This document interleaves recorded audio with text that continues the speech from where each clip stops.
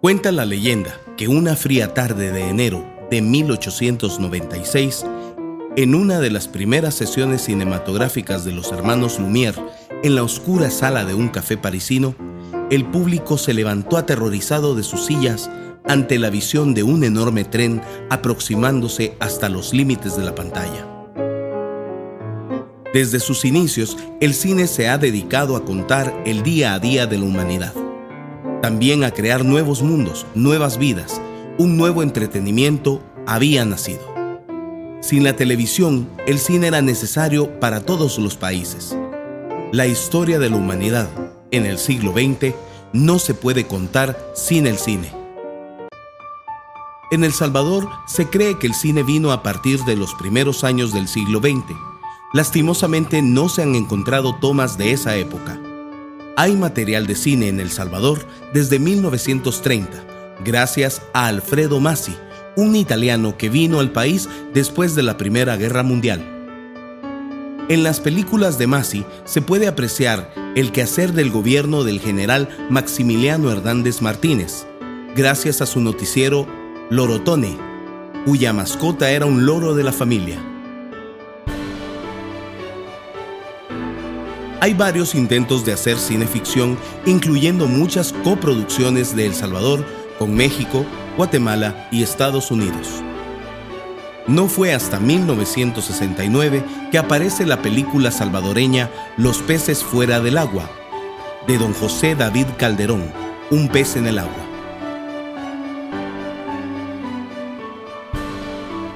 A raíz de mis experiencias en radio, después me pasé a la YSU.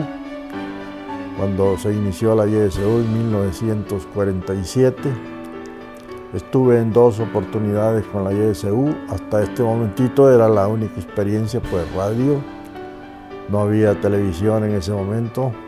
Hasta en el 52 o 51, por ahí, que apareció el primer canal de televisión, el canal 6, que lo dirigía Boris Cesarski.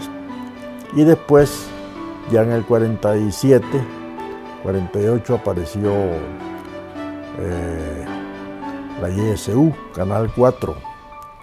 Aquí hubieron telenovelas, a mí creen, esta se chifló porque no creen. Mira, la primera telenovela, yo fui dirigida por el cineasta don José David Calderón, de grata recordación, y allí trabajó un elenco que yo solo le podría mencionar en las mujeres a Loreta San Clemente, que ahorita que reside en Europa. Estaba Lupita Avilés, Irmelena Fuentes, que fue una primera actriz. Yo de ella aprendí mucho, la quería mucho también, más allá de la angustia.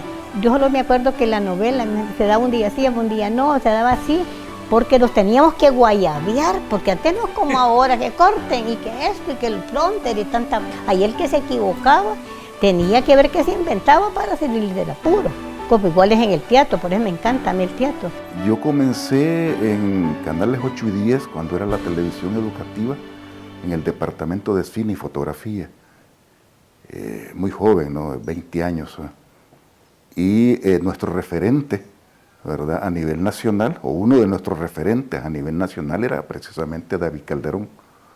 David Calderón en ese momento era de las figuras bastante reconocidas, ¿verdad?, en cuanto a producción fundamentalmente de comerciales para televisión, por su programa Cinespot.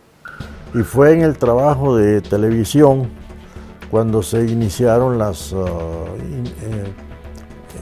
inquietudes por la cuestión visual, y de ahí pues nace mi interés por la cinematografía, la cual empezó con camaritas de bajo precio, camaritas de aficionados de 8 milímetros de aquel entonces, las cuales se imprimían y se mandaban a revelar a Panamá, porque era material en color. Aquí no existía laboratorio para eso, y la Kodak, pues, que era la marca que se usaba en ese entonces, vendía estos rollitos. Uno los imprimía, los mandaba a revelar a Panamá, después los editaba, los pegaba y hacía ya rollos más grandes. David Calderón realizó una brillante carrera en el mundo de la publicidad, también en el documentalismo. Sus principales obras, Río de Oro y Pasaporte al Mundial, documental sobre la primera clasificación de El Salvador a un mundial de fútbol. No fue hasta 1969 que decidió hacer su ópera prima y lastimosamente última, el largometraje Los peces fuera del agua. Productor, guionista, camarógrafo, editor y director de la cinta. ¿Y tú, Napoleón? ¿Tampoco te casaste? Shh, Josefina, no es contigo. Sí, creo que te pasó igual. Cuando llegaste tenías la misma cara de asombro. Entonces, en 1960 más o menos, me nace a mí la idea de hacer una película de largometraje y empecé más bien a pensar qué se podría hacer, y agarré una historia teatral para base de este proyecto. El material era una obra de teatro que había sido premiada en Guatemala y se llamaba La Puerta Cerrada. Se me ocurrió a mí utilizar este material por razones pues prácticas, porque en primer lugar era un material propio y si quería cambiarlo pues en algún momento pues tenía entera libertad para hacerlo sin dañar ni molestar a nadie.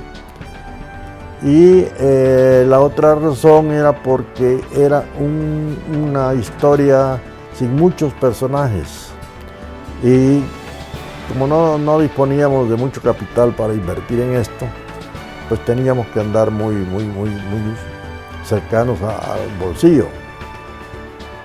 De hecho, la idea original fue hacerlo en color, pero el material era entonces muy costoso y por eso decidimos hacerla en blanco y negro.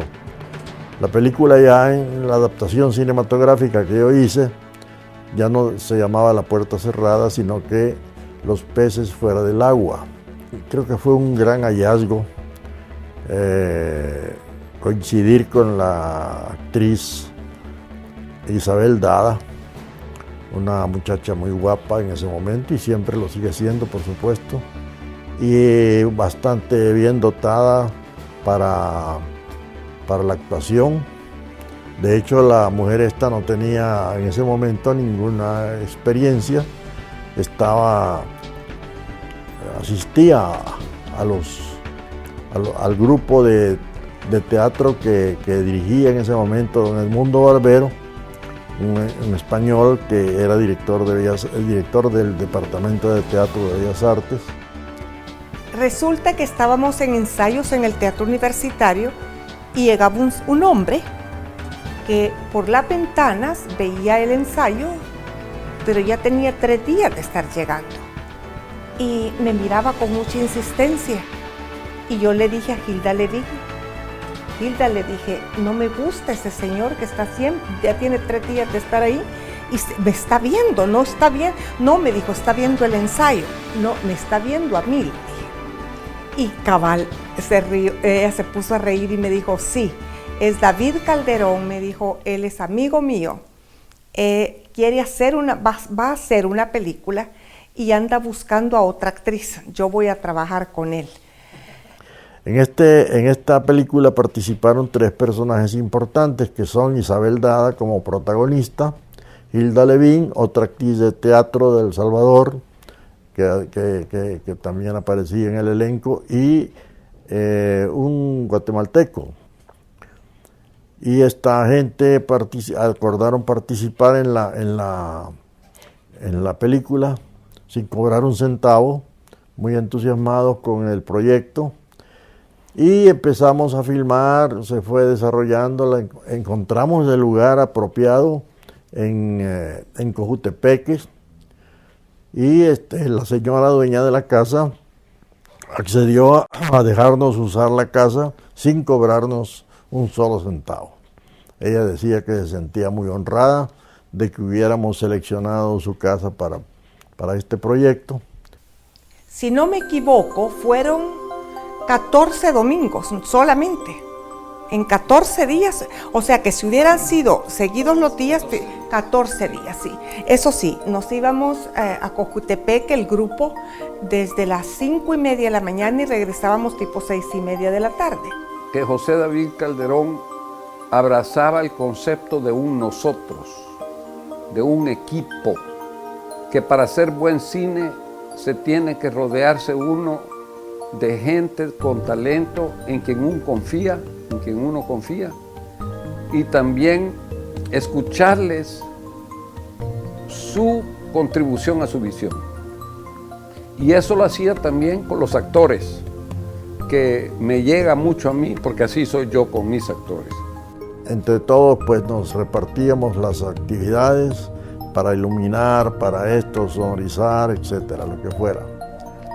Pero intentamos al principio hacer la película con sonido directo.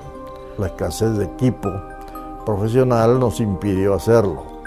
Al final la película tuvo que doblarse. El doblaje lo hicimos en México. De hecho, al principio intentamos hacerlo en el país, pero no teníamos equipos sincrónicos y el proyecto no se pudo realizar.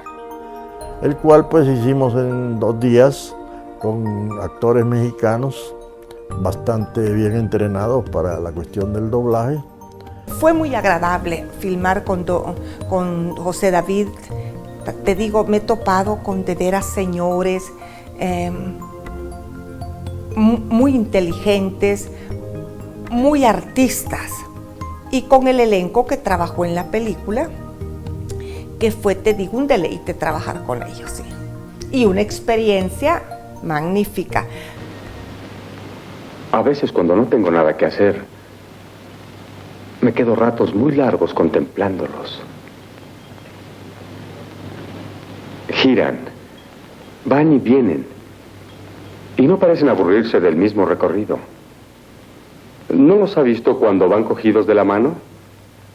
Cuando el día es fabuloso, van hasta el fondo y charlan como 2 comadres, y ríen, y forman tremendas burbujas aquí arriba, y explotan con gran ruido, pero cuando hay nubarrones, de pronto quieren escapar. Pero claro, se golpean la nariz y retroceden asustados, y no lo intentan más. Pero no me preocupé por saber cómo iba yo a recuperar la inversión, y fue hasta el final, cuando ya la película estaba prácticamente terminada, que se me ocurrió la idea de hablar con el circuito de teatros nacionales. En ese momento el circuito de teatros nacionales, en 1970, el circuito estaba manejado por un señor salvadoreño de nombre Jorge Parker Escolán. Cuando yo le pedí una opinión, bueno, ¿qué piensa usted de todo esto? Simplemente se me quedó viendo y me dijo, mire, usted está loco. ¿Cómo se le ocurre hacer una película de largometraje compitiendo con todos los materiales que nos envía Hollywood? Le dije, mire, yo no estoy queriendo competir con Hollywood, simplemente por inquietud personal he realizado esta película y pienso que el circuito de teatros nacionales, por el hecho de ser nacional, podría pues tener un poquito de interés en ello. Pues no, me dijo, fíjese que con todo y muy nacional puede ser, pero realmente nosotros como circuito de teatros, como compañía exhibidora, aunque seamos del Estado, tenemos muchos compromisos. A los 2 o 3 días de esta entrevista, me llamó un señor Asensio Otaegui. Él era en ese momento gerente de Teatros de El Salvador, una compañía privada de cinematografía, de exhibición de películas, y él era español. Como un extranjero podía tener más sensibilidad hacia estas cosas que un salvadoreño como Parker Escolán. Al final hubo aplausos, por supuesto. Él se levantó bastante emocionado, me dijo, me gusta la película, y quiero que vayamos a mi oficina para platicar. Y me dijo, mire, nosotros normalmente le damos a las compañías extranjeras el 40% de la taquilla y nos reservamos el 60% como compañía exhibidora. Pero en este caso, por tratarse de un material salvadoreño, quisiera invertir los términos y me gustaría darle a ustedes el 60% y reservarnos para nosotros el 40%. Paradójicamente, mientras los periodistas y críticos de cine hacían reseñas o comentarios favorables acerca de esta película, dicha producción no fue bien acogida por el público. Ni siquiera salió en las carteleras cinematográficas de la época. Yo estaba estudiando artes en el Centro Nacional de Artes y de repente nos dicen los profesores, hay una película que tenemos que ir a ver, Los peces fuera del agua, porque está la actriz Isabel Dada, que ya la conocíamos, ¿verdad? Porque actuaba en teatro con el maestro Barbero, otro gran personaje en la historia de la cultura salvadoreña. Y fuimos a ver la película y allí yo vi que era posible hacer cine en El Salvador. Quizás es lo más impactante para mí, ¿no? Los peces fuera del agua generan una ruptura para la época, ¿no? ¿Verdad? Y si la revisas actualmente sigue generando ruptura a nivel de estructura dramática, ¿verdad? Los peces fuera del agua son, diría yo, la máxima obra realizada por David, ¿verdad? A nivel de formato de ficción, largometraje. Yo la vi de niño, muy niño, como de 12 años, en el Cine Tecana de Santa Ana. No entendí porque la película es difícil. Obviamente ya después la vi ya adulto con todos los estudios de cine que llevé a cabo, ya en mi proceso de investigación, y cuando la volví a ver, igual. Lo que le estoy diciendo está totalmente reflejado en la pantalla. Desde cómo está peinada Isabel Dada, hasta cómo en las calles de San Salvador, en el viejo almacén del siglo, donde ella sale con un muñeco de peluche que le compra su enamorado. La forma como él superó el diálogo como elemento fundamental, porque viene del teatro. En el teatro pues el diálogo es tan importante, quizás supera la acción dramática. Él, en la película Los peces fuera del agua, él prioriza la acción dramática, prioriza los diálogos internos, las miradas, los puntos de vista de los personajes para crear tensión, para que la historia vaya avanzando. De sugerir si la trama puede estar pasando en la mente de la protagonista o si realmente sucedió, siempre al final queda esa duda, pero básicamente es un conflicto dramático psicológico de muy a lo Ingmar Bergman, diría yo.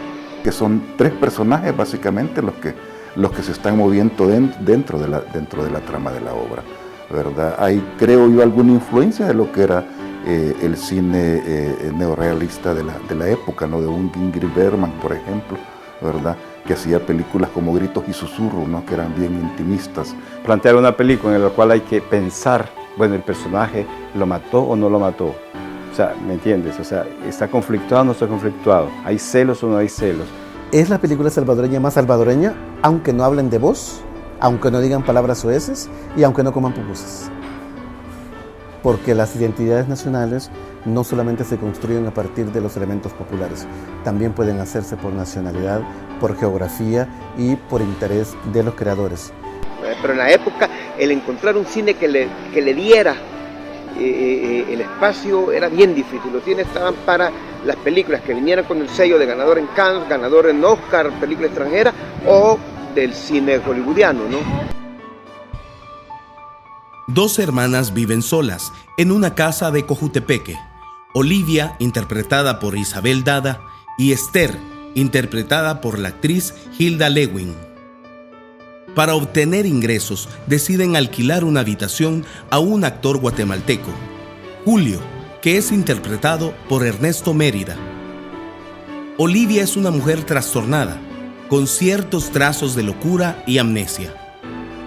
Olivia se enamora de Julio, el cual un día parte, Cada cierto tiempo Julio le envía cartas, y es ahí donde la realidad y la fantasía se confunden, creando una atmósfera de incertidumbre.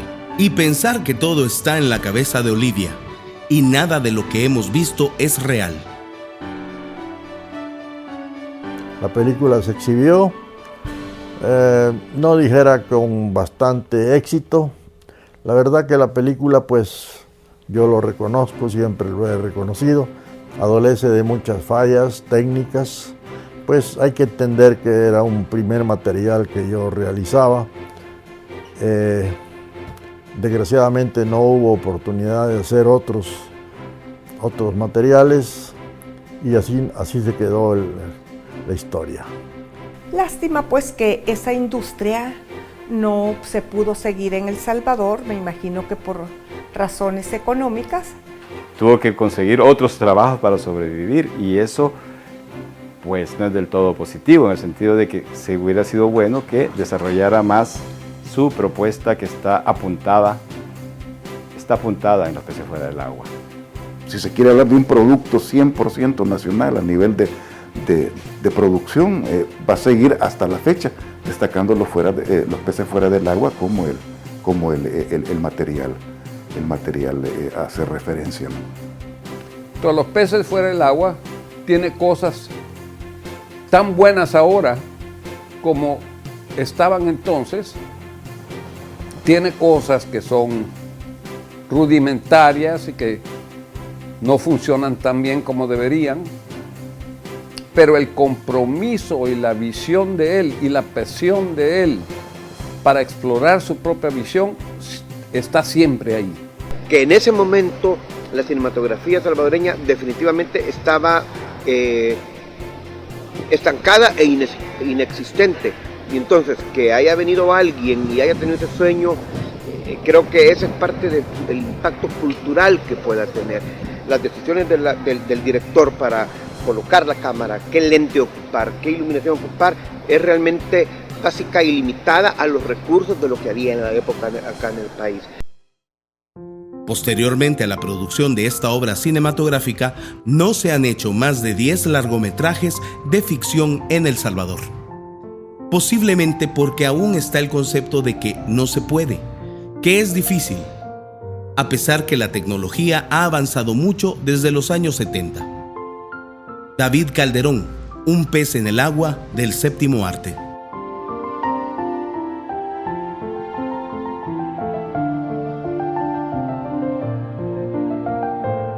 A través de la Secretaría de Cultura de la Presidencia, conceden el Premio Nacional de Cultura 2015 en la rama de audiovisuales al notable cineasta José David Calderón.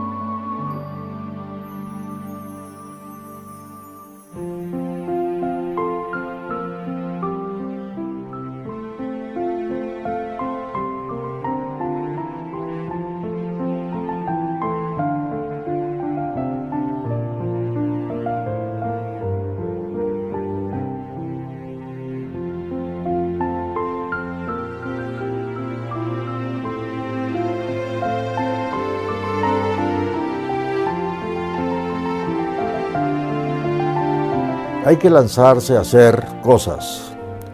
Allá uno se puede inclinar por la pintura, por la literatura, por la escultura, por lo que usted quiera como manifestación artística. Pero los que tengan la fortuna, para mí pues la fortuna de sentir ese gusanito de la actividad cinematográfica, que insistan, que la desarrollen, que se lancen. Tiene que ser una obra colectiva, unir apoyos y dedicarse a hacer algo cinematográficamente.